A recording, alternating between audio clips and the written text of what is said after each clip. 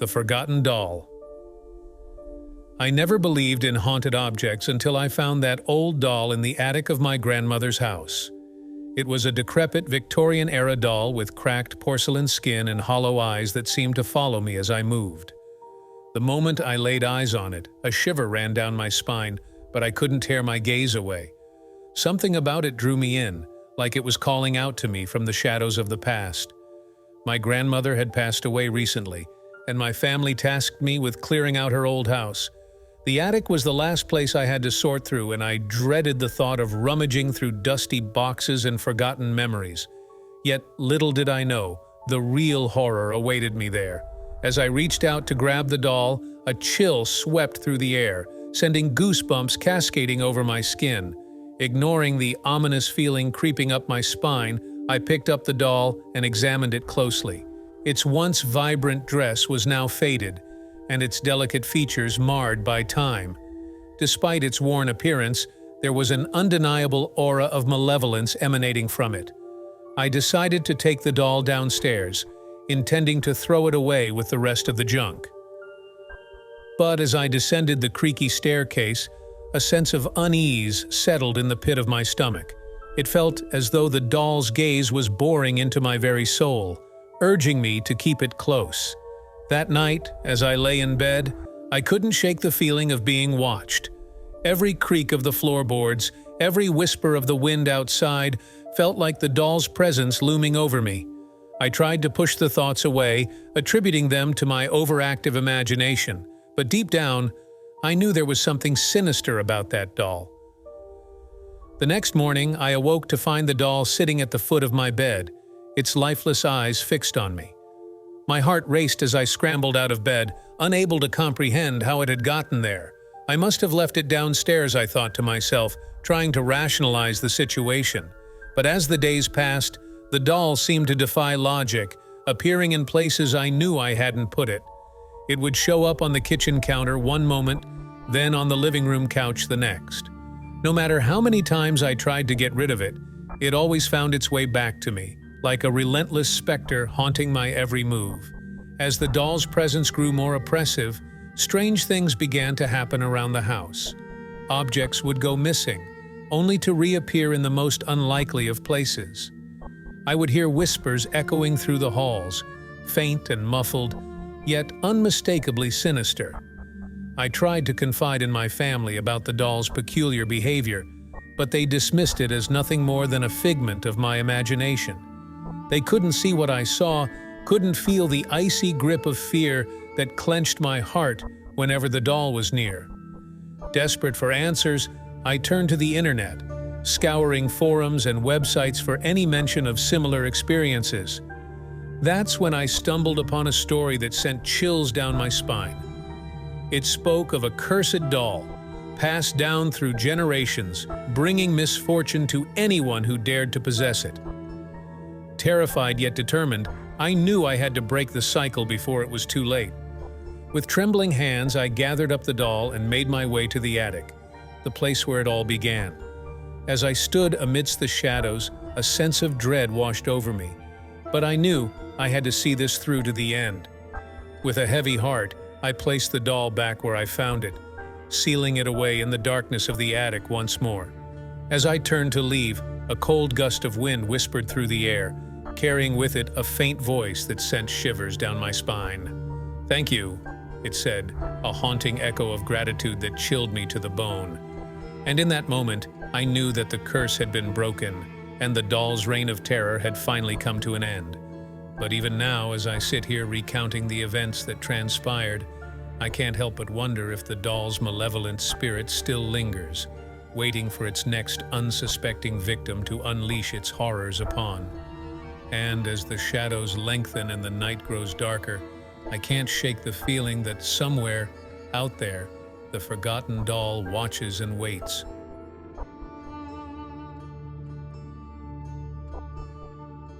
The Whispering Doll. I never believed in the supernatural until I inherited my grandmother's old house. It was a quaint cottage nestled in the woods, the kind of place that seemed frozen in time. But as I soon discovered, there were secrets lurking within its walls, secrets that would shake me to my core. The day I moved in, I couldn't shake the feeling of being watched. Every creak of the floorboards, every rustle of the wind outside felt like a silent warning, urging me to leave while I still could. But I brushed off the unease, chalking it up to nerves and the unfamiliarity of my new surroundings. It wasn't until I stumbled upon the doll that things took a sinister turn. I found it tucked away in the attic, hidden amongst a mountain of forgotten belongings. It was an old porcelain doll, its delicate features frozen in a hauntingly serene expression. Its once vibrant dress had faded with time, and its glassy eyes seemed to follow me as I moved. Despite its worn appearance, there was something undeniably eerie about the doll, a sense of darkness lurking beneath its porcelain facade. Yet, despite the warning signs, I couldn't bring myself to part with it. There was a strange allure to the doll, a pull that I couldn't resist. That night, as I lay in bed, I couldn't shake the feeling of being watched.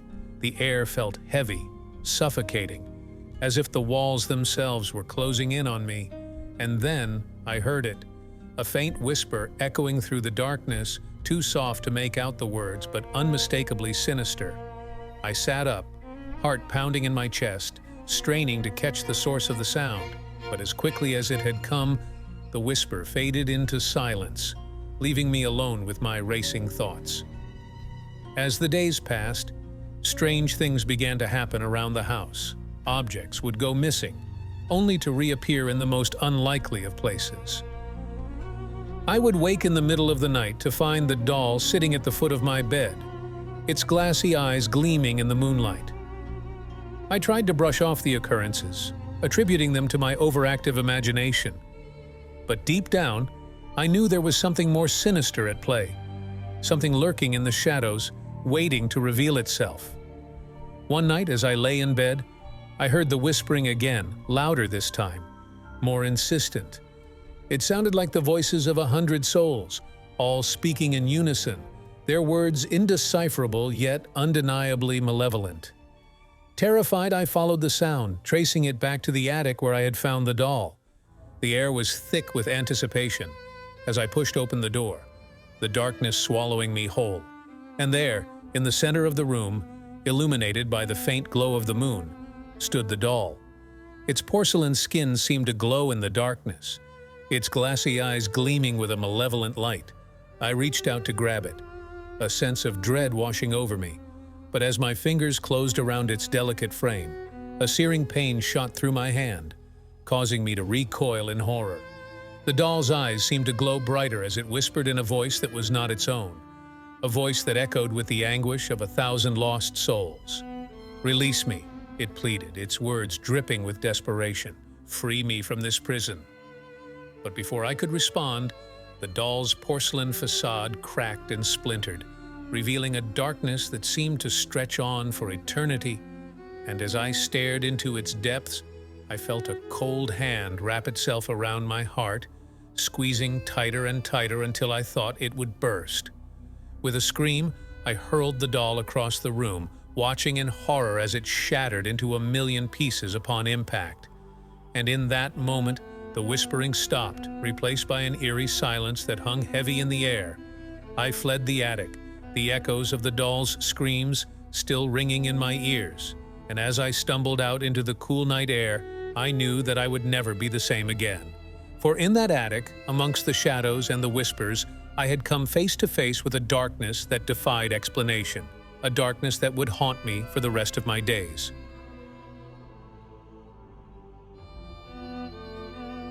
The Haunting of Lily's Doll. I inherited the old Victorian house from my grandmother after her passing. It was a beautiful yet eerie place, filled with memories of a bygone era. Among the possessions left to me was a collection of antique dolls, each one more unsettling than the last. One doll in particular caught my eye, a porcelain beauty with delicate features and a hauntingly serene expression. Its name was Lily, and from the moment I laid eyes on her, I felt a strange connection, as if she held some dark secret waiting to be revealed.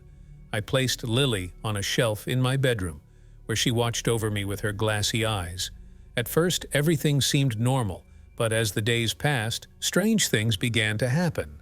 I would wake in the middle of the night to find Lily sitting at the foot of my bed, her porcelain face illuminated by the pale moonlight streaming through the window. At first, I brushed it off as a trick of the light, but as the occurrences grew more frequent, I couldn't shake the feeling that something was terribly wrong. One night, I woke to the sound of whispering coming from the corner of the room. It was faint at first, barely audible above the gentle hum of the night, but as I listened closer, the words became clearer, a chorus of voices, each one speaking in hushed tones. I glanced over at Lily, her expression unchanged, yet I couldn't shake the feeling that the whispers were coming from her. I reached out to touch her, my hand trembling as it brushed against her cold porcelain skin. And then, as if in response to my touch, Lily's eyes began to glow with an otherworldly light, casting long shadows across the room. I recoiled in horror, my heart pounding in my chest as I stumbled out of bed and fled from the room. But no matter where I went, the whispers followed me, echoing through the halls like a ghostly lament. I tried to ignore them, to convince myself that I was imagining things. But deep down, I knew that something was terribly wrong. Desperate for answers, I turned to the internet, scouring forums and websites for any mention of similar experiences. That's when I stumbled upon a story that sent chills down my spine. A tale of a cursed doll named Lily, said to be possessed by the spirits of the dead. Terrified, yet determined, I knew that I had to break the curse before it was too late. With trembling hands, I returned to my bedroom, where Lily sat perched upon her shelf, her eyes still glowing with an otherworldly light. I reached out to grab her, a sense of dread washing over me as I held her in my hands. And then, with a strength I didn't know I possessed, I hurled her to the ground, watching in horror as she shattered into a million pieces upon impact. And in that moment, the whispers ceased, replaced by an eerie silence that hung heavy in the air. I collapsed to the ground, tears streaming down my face as I realized the truth. Lily was never just a doll. She was a vessel for something far more sinister, a darkness that threatened to consume me whole. As I gathered up the shattered pieces of Lily's porcelain body, a sense of relief washed over me, knowing that I had finally broken the curse that had plagued me for so long. But as I looked upon the broken remains of the doll, I couldn't shake the feeling that the darkness had only just begun to stir. And as the shadows lengthened and the night grew darker, I knew that the haunting of Lily's doll was far from over.